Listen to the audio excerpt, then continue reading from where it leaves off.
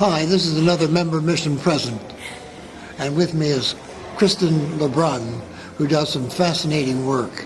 She works for a nonprofit, and your job, very briefly, is to... So I own a company that assists nonprofits who are doing international development. They are helping economic growth, agriculture, environmental issues across the world. And you own the company? I do. I own a company called Collaborative Development Network. So we provide support to these companies when they have when they need extra capacity to write proposals or to look for sources of funding or reporting or telling their story a little bit better. And you've just been to Ghana. I've just been to Ghana. While I was in Ghana, I had the chance to go and look at a school feeding program, and I also learned about renewable energy and different ways, different substances that you can turn and convert into energy that are as efficient, if not more efficient than coal. Well, one of those was quite startling. Tell us about it.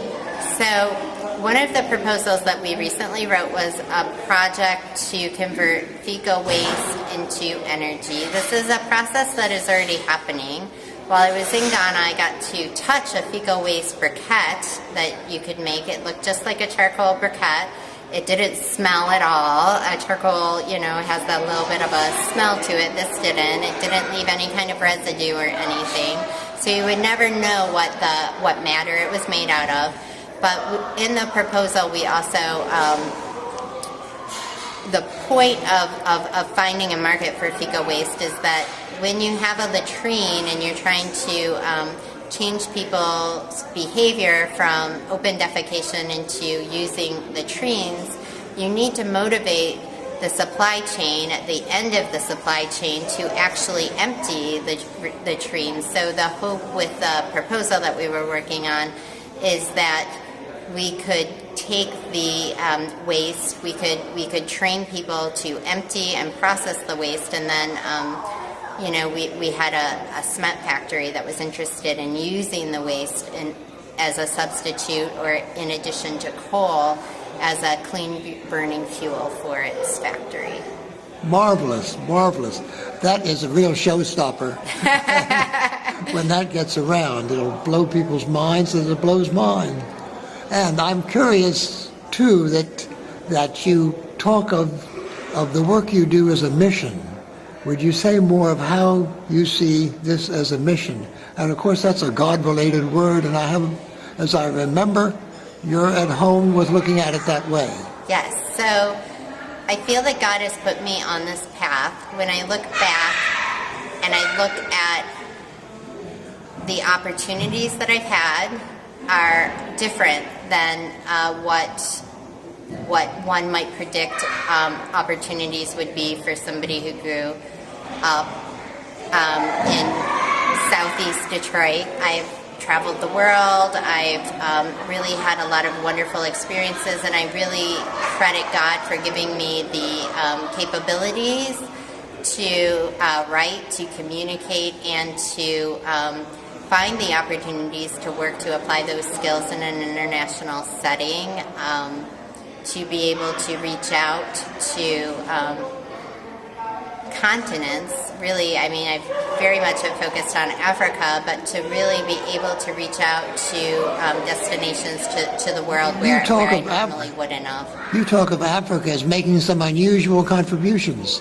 So I believe that a lot of the change that we will see in the future as consumers, as world citizens, will come from the African continent. You have a continent that is becoming increasingly stable. You have an increasingly educated continent. You have an increasingly innovative continent. Africa represents what the norm is for the future. Africa, India, Brazil, you have dramatic changes going on and leapfrogging events such as using your phones to pay for your groceries in your grocery store that the United States still hasn't necessarily caught up with. And not to say that the United States will ever lose its innovative edge. I think, though, that there will be transition and a change that my children will experience as adults, where Africa is not seen as a charity case, but as in the case of Ghana, which is now a lower middle income country, where you have where you associate with Africa in a very, very different way. And as I'm getting the picture, I'm thinking that I'm curious, as you know, talking this way and helping people talk this way is something Member Mission thinks is very, very important and useful and helpful. Would you comment on that? Am I on a sensible track or not when I talk that way? I think it is important. I think that when you have conversations like this, you start to see where God has played a role in your life. There's a tremendous amount. People will always say there's free will, and there's free will, and you make choices to follow the paths that have been set out in front of you, or to not follow those paths. But I believe that if you want to feel a sense of happiness and purpose in your life, it's important to understand the role that God has played and to talk about the role that God has played in your life, and to talk about it specifically as God has played this role in my life, and not necessarily just, the universe, lined up, or I'm very spiritual. Yes, those are important as well, but those are also, I think, ways that people talk when they're afraid to say it's God. God has done this for me.